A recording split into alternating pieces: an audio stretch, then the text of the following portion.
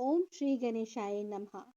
नमस्कार दोस्तों, स्वागत है आप सभी का हमारे भक्ति कहानी चैनल पर। और मैं हूं आपकी पंतायन जी। आज की वीडियो में आप जानेंगे संकष्टी चतुर्थी व्रत कब है, चंद्र उदय का समय क्या रहेगा और गणेश जी की कथा और आरती। हर माह कृष्ण पक्ष की चतुर्थी तिथि को विघ्नराज संकष्टी चतुर्थी मनाई जाती है। इस दिन गणेश जी की पूजा आराधना का बड़ा महत्व है। धार्मिक मान्यता है कि इससे गणपति बप्पा अपने भक्तों के सभी दुख दूर करते हैं और जीवन में सुख समृद्धि और खुशहाली लाते हैं। प्रत्येक माह में दो चतुर्थी व्रत आते हैं। पहला कृष्ण पक्ष की चतुर्थी तिथि और दूसरा शुक्ल पक्ष की चतुर्थी तिथि। कृष्ण पक्ष की चतुर्थी तिथि संकष्टी चतुर्थी और शुक्ल पक्ष की चतुर्थी तिथि को विनायक चतुर्थी के नाम से जाना जाता है। इस दिन गणेश जी की पूजा के साथ चंद्रदेव को जल अर्घ्य दिया जाता है। इसके बिना पूजा अधूरी मानी जाती है। संकष्टी गणेश चतुर्थी व्रत करने से घर परिवार में आ रही विपदा दूर होती है। कई दिनों से रुके मांगलिक कार्य संपन्न होते हैं तथा भगवान श्री गणेश असीम सुखों की प्राप्ति कराते हैं। माह की किसी भी चतुर्थी के दिन भगवान श्री गणेश की पूजा के दौरान संकष्टी गणेश चतुर्थी व्रत की कथा पढ़ना या सुनना जरूरी होता है। सबसे पहले जानते हैं कि अश्विन माह शुक्ल पक्ष की चतुर्थी तिथि को किस नाम से पुकारा जाता है और उसकी सही डेट, मुहूर्त, चंद्रोदय का समय और कथा। पंचांग के अनुसार अश्विन माह शुक्ल पक्ष की चतुर्थी तिथि का आरंभ 20 सितंबर को रात 9:15 पर हो जाएगा और इसका समापन 21 सितंबर 2024 को शाम 6:13 पर होगा। इसलिए उदय तिथि के अनुसार 21 सितंबर को विघ्नराज संकष्टी चतुर्थी मनाई जाएगी। इस दिन हर्षण योग का भी संयोग बन रहा है। हर्षण योग में शुभ कार्यों के लिए उत्तम माने जाते हैं। 21 सितंबर को सुबह 11:36 से लेकर 22 सितंबर को सुबह 8:18 तक हर्षण योग बनेगा। पंचांग के अनुसार 21 सितंबर को रात 8:29 पर चंद्र उदय होगा। आइए अब सुनते हैं संकष्टी चतुर्थी व्रत कथा। गणेश चतुर्थी की 4 पौराणिक एवं प्रचलित कथाएं जिनके सुनने मात्र से दूर होंगे संकट और मिलेगा अपार सुख। बोलो गणेश जी महाराज की जय। श्री गणेशाय नमः। पहली कथा है पौराणिक एवं प्रचलित श्री गणेश कथा के अनुसार एक बार देवता कई विपदाओं से घिरे थे। तब वे मदद मांगने भगवान शिव के पास आए। उस समय शिव के साथ कार्तिकेय तथा गणेश जी भी बैठे थे। देवताओं की बात सुनकर शिव जी ने कहा, कार्तिकेय व गणेश जी से पूछा कि तुम में से कौन देवताओं के कष्टों का निवारण कर सकता है। तब कार्तिकेय व गणेश जी दोनों ने ही स्वयं को इस कार्य के लिए सक्षम बताया। इस पर भगवान शिव ने दोनों की परीक्षा लेते हुए कहा कि तुम दोनों में से जो सबसे पहले पृथ्वी की परिक्रमा करके आएगा वही देवताओं की मदद करने जाएगा। भगवान शिव के मुख से यह वचन सुनते ही कार्तिकेय अपने वाहन मोर पर बैठकर पृथ्वी की परिक्रमा के लिए निकल गए। परंतु गणेश जी सोच में पड़ गए कि वे चूहे के ऊपर चढ़कर सारी पृथ्वी की परिक्रमा करेंगे तो इस काम में उन्हें बहुत समय लग जाएगा। तभी उन्हें एक उपाय सूझा। गणेश जी अपने स्थान से उठे और अपने माता पिता की 7 बार परिक्रमा करके वापस बैठ गए। परिक्रमा करके लौटने पर कार्तिकेय जी ने स्वयं को विजेता बताने लगे। तब शिव जी ने श्री गणेश जी से पृथ्वी की परिक्रमा न करने का कारण पूछा। तब गणेश जी ने कहा कि माता पिता के चरणों में ही समस्त लोक है। यह सुनकर भगवान शिव ने गणेश जी को देवताओं के संकट दूर करने की आज्ञा दी। इस प्रकार भगवान शिव ने गणेश जी को आशीर्वाद दिया कि चतुर्थी के दिन जो तुम्हारा पूजन करेगा और रात्रि में चंद्रमा को अर्घ्य देगा उसके तीनों ताप यानी दैविक ताप तथा भौतिक ताप दूर होंगे। इस व्रत को करने से व्रतधारी के सभी तरह के दुख दूर होंगे और उसे जीवन के भौतिक सुखों की प्राप्ति होगी। चारों तरफ से मनुष्य की सुख समृद्धि बढ़ेगी। पुत्र पौत्र आदि धन ऐश्वर्य की कमी नहीं रहेगी। बोलो गजानन महाराज की जय। आइए अब सुनते हैं गणेश चतुर्थी की दूसरी कथा। एक समय की बात है, राजा हरिश्चंद्र के राज्य में एक कुम्हार था। वह मिट्टी के बर्तन बनाता लेकिन वे कच्चे रह जाते थे। एक पुजारी की सलाह पर उसने इस समस्या को दूर करने के लिए एक छोटे बालक को मिट्टी के बर्तनों के साथ आग में डाल दिया। उस दिन संकष्टी चतुर्थी का दिन था। उस बच्चे की माँ अपने बेटे के लिए परेशान थी। उसने गणेश जी से बेटे की कुशलता की प्रार्थना की। दूसरे दिन जब कुम्हार ने सुबह उठकर देखा तो आवा में उसके बर्तन तो पक गए थे, लेकिन बच्चे का बाल भी बांका नहीं हुआ था। वह डर गया और राजा के दरबार में जाकर उसने सारी घटना सुनाई। इसके बाद राजा ने उस बच्चे और उसकी माँ को बुलवाया तो माँ ने सभी तरह के विघ्न को दूर करने वाली संकष्टी चतुर्थी का वर्णन किया। और इस घटना के बाद से महिलाएं संतान और परिवार के सौभाग्य के लिए सकट चौथ का व्रत करने लगी। बोलो गजानन महाराज की जय। आइए अब सुनते हैं गणेश चतुर्थी की तीसरी कथा। एक समय की बात है कि विष्णु भगवान का विवाह लक्ष्मी जी के साथ निश्चित हो गया। विवाह की तैयारी होने लगी। सभी देवताओं को निमंत्रण भेजे गए, परंतु गणेश जी को निमंत्रण नहीं दिया गया। कारण जो भी रहा हो, अब भगवान विष्णु की बारात जाने का समय आ गया। सभी देवता अपनी पत्नियों के साथ विवाह समारोह में गए। उन सब ने देखा कि गणेश जी कहीं दिखाई नहीं दे रहे हैं। तब वे आपस में चर्चा करने लगे कि क्या गणेश जी को नहीं न्योता है, ये स्वयं गणेश जी ही नहीं आए। सभी को इस बात पर आश्चर्य होने लगा। तभी सबने विचार किया कि विष्णु भगवान से ही इसका कारण पूछा जाए। विष्णु भगवान से पूछने पर उन्होंने कहा कि हमने गणेश जी के पिता भोलेनाथ महादेव को न्योता भेजा है। यदि गणेश जी अपने पिता के साथ आना चाहते तो आ जाते। अलग से न्योता देने की तो कोई आवश्यकता भी नहीं थी।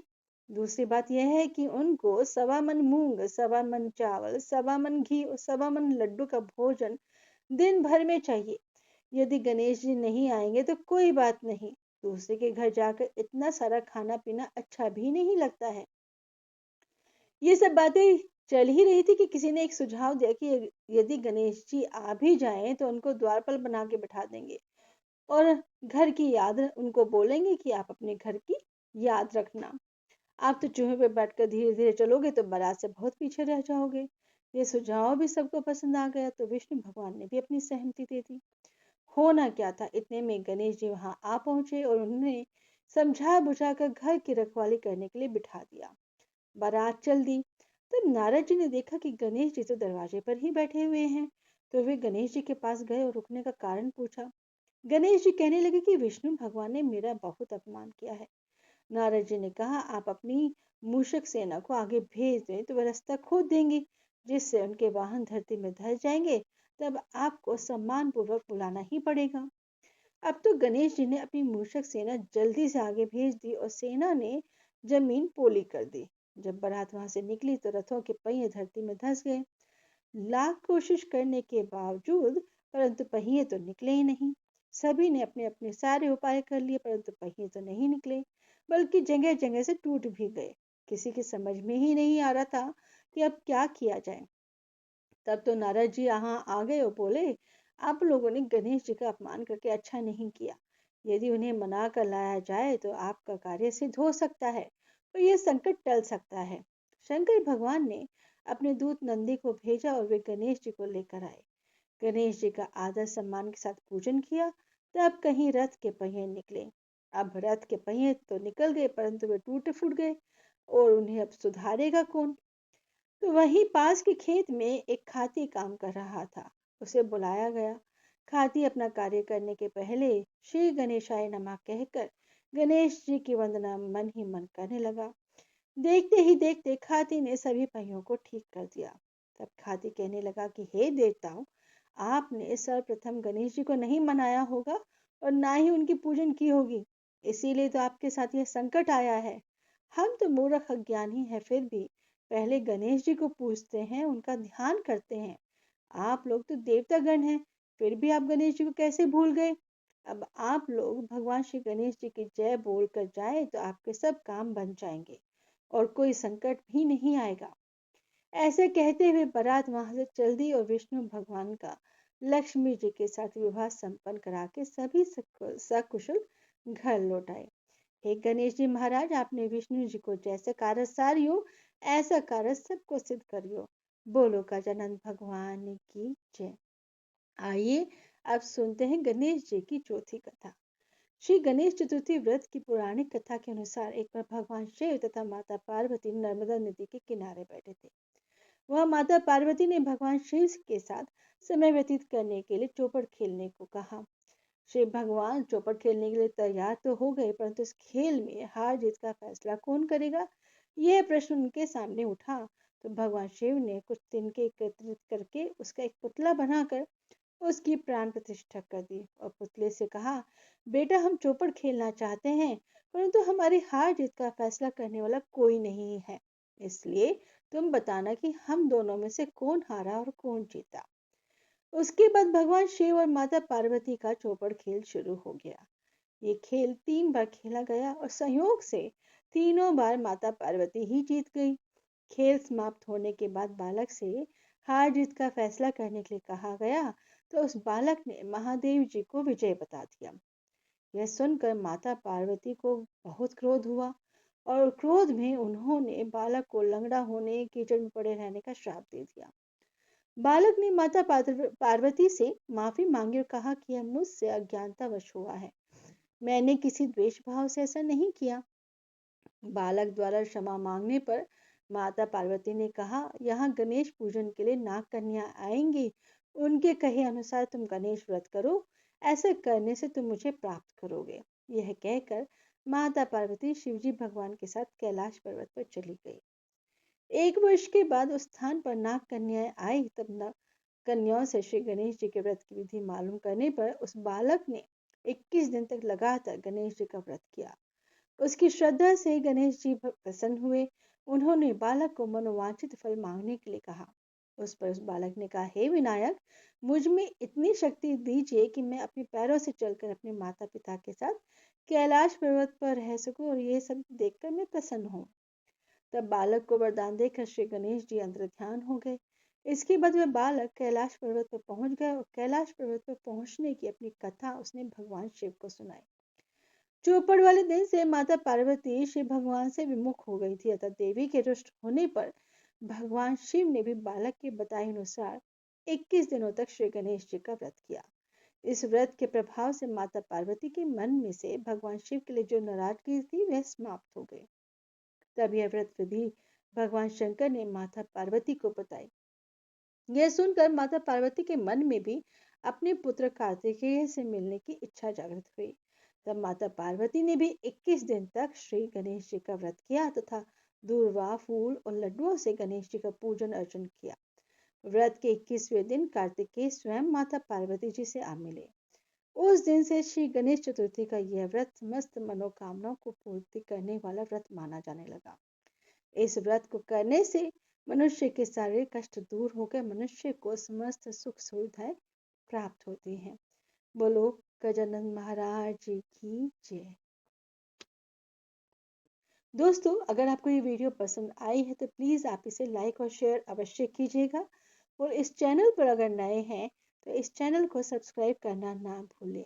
आइए सुनते हैं गणेश जी की आरती। जय गणेश जय गणेश जय गणेश देवा, माता जाति पार्वती पिता महादेवा। एक दंत दयावंत चार भुजाधारी, माथे सिंदूर सोहे मूसे की सवारी। जय गणेश जय गणेश जय गणेश देवा, माता जाकी पार्वती पिता महादेवा।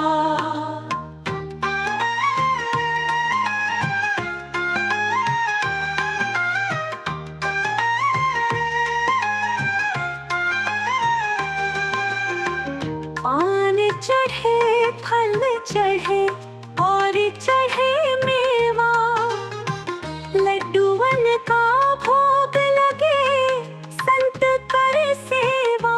जय गणेश जय गणेश जय गणेश देवा, माता जाकी पार्वती पिता महादेवा। बंधन को आंख देत कोढ़िन को काया, बांझन को पुत्र देत निर्धन को माया। जय गणेश जय गणेश जय गणेश देवा। माता जाकी पार्वती पिता महादेवा।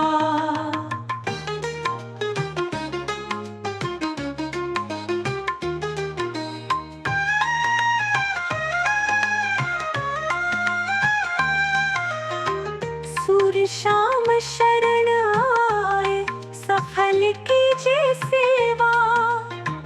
माता जाकी पार्वती पिता महादेवा।